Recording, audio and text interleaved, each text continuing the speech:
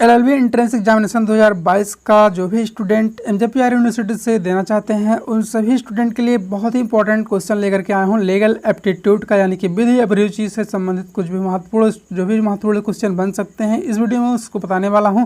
अभी तक हमारे यूट्यूब चैनल को जो भी स्टूडेंट सब्सक्राइब नहीं किए हैं तो बेल आइकन को प्रेस करते हुए सब्सक्राइब और कर लीजिए, क्योंकि ऐसे ही जो है महत्वपूर्ण क्वेश्चनों का सेट हमारे यूट्यूब चैनल पर आता रहेगा जब तक कि आप सभी का एग्जाम नहीं हो जाते हैं।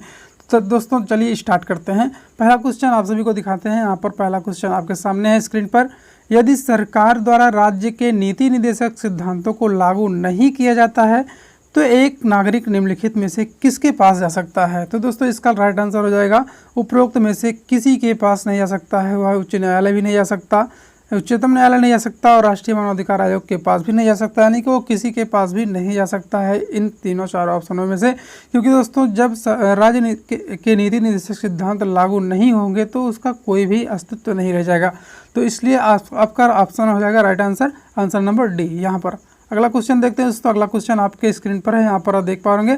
भारत के उच्चतम न्यायालय के न्यायाधीशों की संख्या में वृद्धि कैसे की जा सकती है? पर इसका ऑप्शन देख पा रहे होंगे आप स्क्रीन पर। इसका आंसर हो जाएगा आपका यहाँ पर भारत के संविधान संशोधन द्वारा। इसलिए आपका राइट आंसर हो जाएगा ऑप्शन नंबर ए, आपका राइट आंसर हो जाएगा। क्योंकि जो है भारत के उच्चतम न्यायालय के न्यायाधीशों की संख्या में जो है भारत के संविधान में संशोधन करके ही की जा सकती है, इसलिए आपका राइट आंसर हो जाएगा ऑप्शन नंबर ए।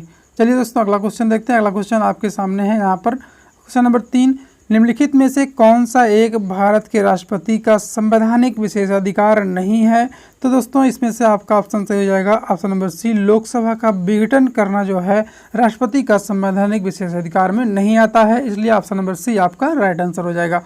तो ध्यान से देखिएगा दोस्तों, जितने भी क्वेश्चन यहाँ पर बता रहे हैं ये बहुत ही इंपॉर्टेंट होने वाले हैं, क्योंकि ये जितने भी क्वेश्चन हैं सब कहीं ना कहीं आपके एग्जाम में पूछे जाने वाले क्वेश्चन हैं, पूछे जा चुके हैं। इसलिए जो है इस क्वेश्चन को इस वीडियो को पूरा अंत तक ध्यानपूर्वक देखिएगा, जिससे आप सभी के आने वाले एग्जाम में आप सभी को लाभ मिल सके। तो अगला क्वेश्चन देखते हैं, अगले क्वेश्चन की तरफ बढ़ते हैं। अगला क्वेश्चन आपके सामने यहाँ पर है। निम्नलिखित में से किस एक मूल अधिकार की प्रत्याभूत भारत के नागरिकों को दी गई है और भारत में रहने वाले विदेशियों को नहीं दी गई है? ध्यान रखिएगा, यहाँ पर बताया जा रहा है कि एक मूल अधिकार की प्रत्याभूत जो है भारत के नागरिकों को दी गई है और भारत में रहने वाले विदेशियों को नहीं दी गई है। तो आप ध्यान से देखिए क्वेश्चन। तो यह आंसर आपका राइट हो जाएगा। वाक एवं स्वतंत्र और अभिव्यक्ति की स्वतंत्रता नहीं दी गई है, यानी कि वाक स्वतंत्रता और अभिव्यक्ति की स्वतंत्रता जो है सिर्फ अपने भारत के नागरिकों को दी गई है, ना कि विदेश में भारत में रहने वाले जो विदेशी हैं उनको ये स्वतंत्रता नहीं दी गई है। दोस्तों ध्यान से देखिएगा, इसलिए ऑप्शन नंबर सी आपका राइट आंसर हो जाएगा। अगला क्वेश्चन की तरफ देखते हैं। अगले क्वेश्चन आपके सामने है यहाँ पर। मान लीजिए मनु के साथ संविदा करता है कि वह उसे 100 रुपये अदा करेगा यदि भारत विश्व कप जीत जाता है, तो यह एक किस प्रकार का संविदा है? तो यहाँ ऑप्शन नंबर ए आपका राइट आंसर हो जाएगा। समाश्रित संविदा कहलाता है, या इस प्रकार का जो है संविदा जो है समाश्रित संविदा कहलाएगा, इसलिए ऑप्शन नंबर ए आपका राइट आंसर हो जाएगा। ध्यान से देखिएगा दोस्तों, बहुत ही इंपॉर्टेंट क्वेश्चन है। जितने भी क्वेश्चन हैं दोस्तों बहुत ही इंपॉर्टेंट हैं, इसलिए आप सभी ध्यानपूर्वक एक एक शब्द को देखिएगा। तो चलिए आगे बढ़ते हैं। यहाँ पर देख पा रहे होंगे आप, संविदा अधिनियम की धारा 10 के अनुसार निम्नलिखित में से कौन सा एक करार को संविदा में परिवर्तित करने हेतु आवश्यक नहीं है? तो ऑप्शन नंबर ए आपका राइट आंसर हो जाएगा। करार के अनुबंधों की निश्चितता जो है नहीं है, इसकी जो है परिवर्तित करने की आवश्यकता नहीं पड़ती है संविदा के अधिनियम धारा 10 के अनुसार, इसलिए ऑप्शन नंबर ए आपका राइट आंसर हो जाएगा। तो अगला क्वेश्चन की तरफ देखते हैं। अगला क्वेश्चन यहाँ आपके सामने यहाँ पर, निम्नलिखित में से कौन सा सूचना के अधिकार में सम्मिलित नहीं है? दोस्तों ध्यान से देखिएगा, कौन सा सूचना के अधिकार में सम्मिलित नहीं है कहा जा रहा है।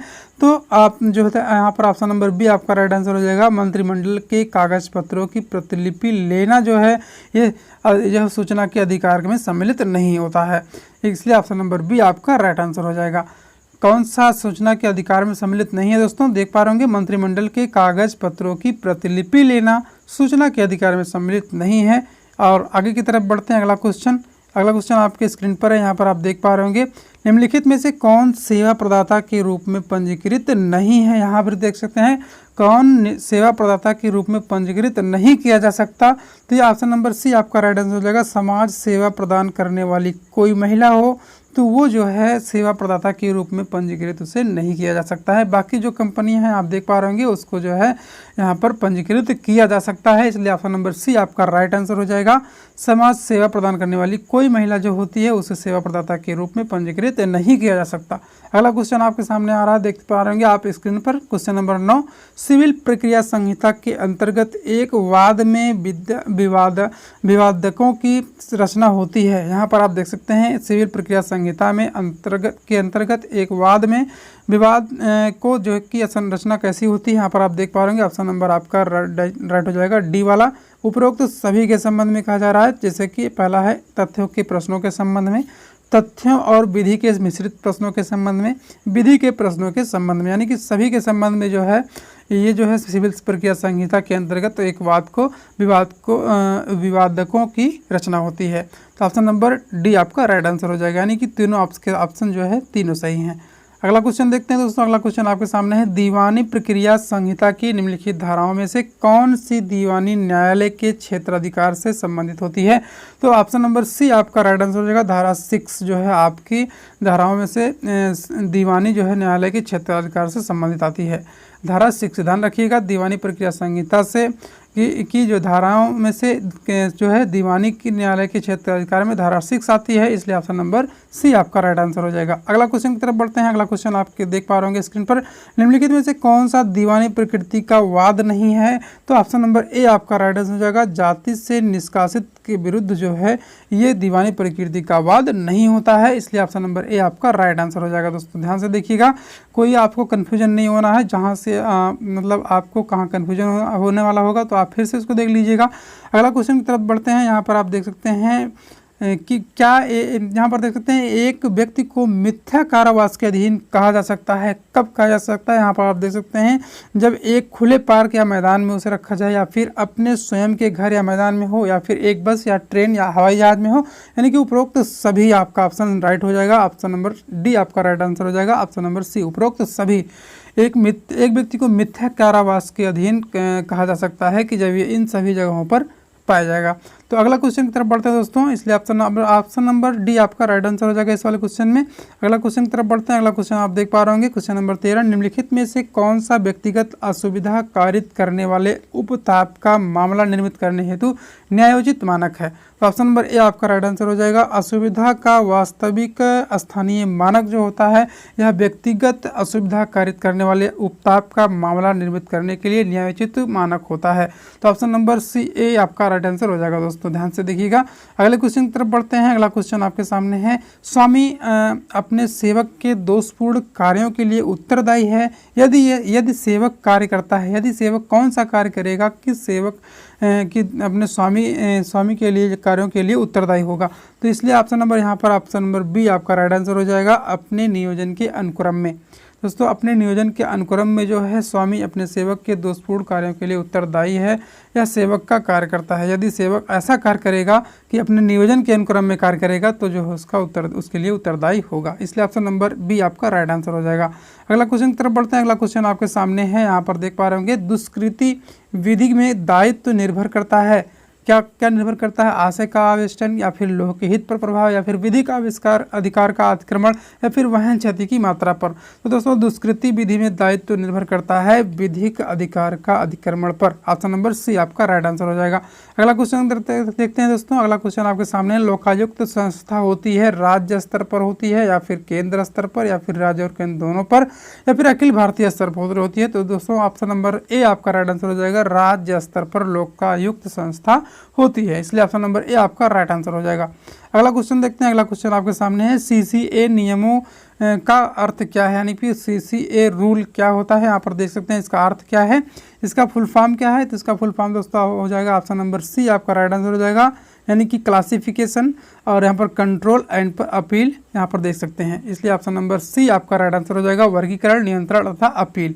अगला क्वेश्चन की तरफ देखते हैं। अगला क्वेश्चन आपके सामने है, किशोर न्याय अधिनियम कब पारित हुआ है। तो कब आप देख सकते हैं ऑप्शन नंबर बी 1986 में किशोर न्याय अधिनियम पारित किया गया था, इसलिए ऑप्शन नंबर बी आपका राइट आंसर हो जाएगा। और अगला क्वेश्चन देखते हैं, भारतीय संविधान के किस अनुच्छेद में भाषण और अभिव्यक्ति की स्वतंत्रता के मूल अधिकार का प्रावधान किया गया है? तो दोस्तों ऑप्शन नंबर सी यानी कि अनुच्छेद 19 में ये बातें कही गई हैं कि आप जो है भाषण एवं अभिव्यक्ति की स्वतंत्रता आपके मौलिक अधिकार हैं, इसलिए आपका option number C right answer हो जाएगा, यानी कि अनुच्छेद 19 में कहा गया है। अगला क्वेश्चन देखते हैं, अगला क्वेश्चन यानी कि लास्ट क्वेश्चन आपके सामने है, यहाँ पर देख पा रहे होंगे, शारदा एक्ट का संबंध किससे है? तो बाल विवाह निषेध से शारदा एक्ट का संबंध है। दोस्तों ध्यान रखिएगा, बाल विवाह निषेध से शारदा एक्ट का संबंध है, इसलिए ऑप्शन नंबर ए आपका राइट आंसर हो जाएगा। तो दोस्तों आज के वीडियो में इतना ही। आशा करते हैं दोस्तों आप सभी को वीडियो अच्छा लगा होगा तो अपने दोस्तों के साथ जरूर से शेयर करिएगा और लाइक करिएगा, कमेंट करिएगा। जहाँ कहीं भी आपको और क्वेरी है और कुछ पूछना चाहते हैं तो आप कमेंट के माध्यम से पूछ सकते हैं, आपको पूरा जवाब मिलेगा, क्योंकि मैं एक एक कमेंट आप सभी का पढ़ता हूं और उसका जवाब देने की कोशिश करता हूं। तो आशा करते हैं दोस्तों आप सभी हमारा सपोर्ट करेंगे। अभी हमारे यूट्यूब चैनल को अगर आपने सब्सक्राइब नहीं किया है तो सब्सक्राइब कर लीजिएगा और बेल आइकन को प्रेस करके रखिएगा, क्योंकि अभी जब तक आपका एग्ज़ाम नहीं हो जाता तो हमारे यूट्यूब चैनल पर ऐसे ही महत्वपूर्ण क्वेश्चन आते रहेंगे आप सभी के LLB एंट्रेंस एग्जामिनेशन से संबंधित।